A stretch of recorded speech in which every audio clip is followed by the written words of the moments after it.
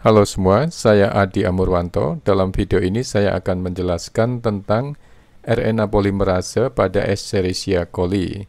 Topik yang akan dibahas yaitu RNA polimerase pada Escherichia coli, subunit alpha, subunit beta prime, dan faktor sigma. Bagian yang pertama yaitu RNA polimerase Escherichia coli. RNA polimerase bertanggung jawab untuk sintesis RNA atau transkripsi. Enzim inti terdiri dari subunit-subunit 2 alfa, 1 beta, 1 beta prime, dan 1 omega. Bertanggung jawab untuk elongasi atau pemanjangan transkripsi. Faktor sigma juga diperlukan untuk inisiasi transkripsi yang benar. Enzim yang lengkap terdiri dari enzim inti dan faktor sigma, disebut holoenzim. RNA polimerase E. coli merupakan salah satu dari enzim yang terbesar. Enzim yang lengkap yaitu holoenzim, ada 2 alfa atau alfa 2, beta, 1 beta, beta prime, omega, dan faktor sigma, diperlukan untuk inisiasi transkripsi. Tetapi faktor sigma tidak diperlukan untuk elongasi transkripsi dan dilepaskan dari kompleks transkripsi setelah inisiasi. Enzim inti, yang tanpa faktor sigma, bergerak sepanjang DNA untuk melakukan elongasi. Kecepatan sintesis RNA adalah 40 nukleotida per detik pada suhu 37 derajat Celcius dan memerlukan Mg2+ untuk aktivitasnya. RNA polimerase yang disandi oleh bakteriofag T3 dan T7 merupakan rantai polipeptida tunggal yang jauh lebih kecil daripada enzim dengan banyak subunit pada bakteri. Mereka mensintesis RNA dengan cepat, yaitu 200 nukleotida per detik pada suhu 37 derajat Celcius, dan mengenali sekuen pengikatan ke DNA yang spesifik bagi dirinya. Berikutnya subunit alfa. 2 subunit alfa yang identik ada pada enzim inti RNA polimerase. Subunit ini disandi oleh gen RPOA dan diperlukan untuk penggabungan protein, tetapi tidak memiliki peranan yang jelas dalam transkripsi. Ketika fag T4 menginfeksi E. coli, subunit alfa dimodifikasi oleh adenosin difosfat atau ADP ribosilasi suatu arginin. Hal ini berhubungan dengan pengurangan afinitas pengikatan ke promotor yang menunjukkan bahwa subunit alfa mungkin berperan dalam pengikatan promotor. Berikutnya subunit beta. 1 subunit beta ada dalam RNA polimerase. Subunit beta diduga merupakan pusat katalitik RNA polimerase dengan bukti kuat berasal dari studi dengan antibiotik yang menghambat transkripsi oleh RNA polimerase. Antibiotik rifampicin dan streptolidin mengikat ke subunit beta. Subunit beta mungkin terlibat baik dalam inisiasi maupun elongasi transkripsi. Antibiotik rifampicin merupakan inhibitor RNA polimerase yang potensial yang menghambat inisiasi tetapi tidak menghambat elongasi.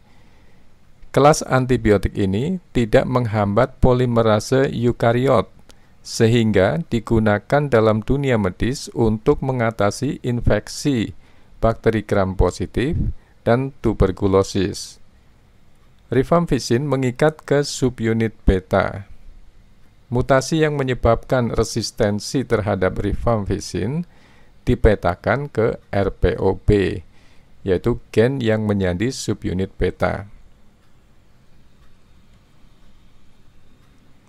Kelas antibiotik lainnya, streptolidin, menghambat elongasi transkripsi dan mutasi yang mengubah resistensi antibiotik ini juga dipetakan pada gen RPOB.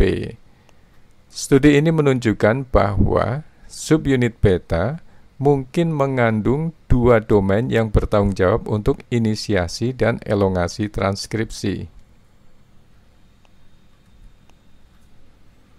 Berikutnya subunit beta prime. Satu subunit beta prime ada dalam enzim inti RNA polimerase. Subunit ini disandi oleh gen RPOC dan mengikat dua ion ZN2+ yang diduga berpartisipasi dalam fungsi katalitik polimerase. Suatu polianion heparin mengikat ke subunit beta prime. Heparin menghambat transkripsi in vitro dan juga berkompetisi dengan DNA untuk pengikatan ke polimerase. Hal ini menunjukkan bahwa subunit beta prime bertanggung jawab untuk pengikatan ke DNA template. Berikutnya adalah faktor sigma. Faktor sigma merupakan komponen yang terpisah dari enzim inti.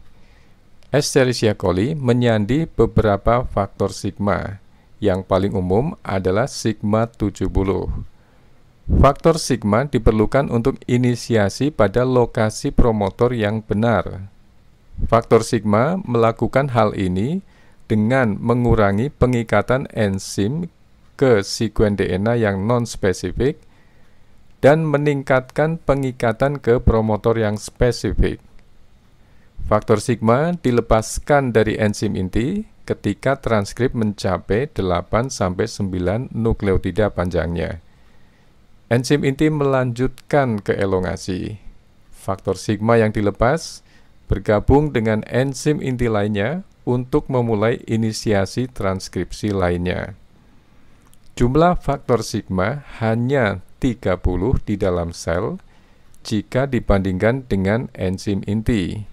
Oleh karena itu, hanya ada 1/3 kompleks polimerase yang bisa ada sebagai holoenzim pada saat yang bersamaan. Demikianlah pembahasan kita tentang RNA polimerase Escherichia coli. Kita sudah membahas RNA polimerase, kemudian subunit alfa, beta, beta prime, dan faktor sigma. Semoga topik ini menambah wawasan saudara. Jika ada yang masih kurang paham, silahkan diulang atau direview sampai saudara benar-benar paham. Silahkan beri masukan ke saya apabila ada kesalahan tulis atau lisan atau kekeliruan informasi. Silahkan komen di bawah untuk perbaikan pembelajaran yang akan datang. Komen saudara sangat bermanfaat bagi perkembangan channel ini. Jika saudara anggap video ini bermanfaat, silahkan share ke teman-teman saudara yang membutuhkannya. Tetap semangat dan fokus dalam belajar. Terima kasih.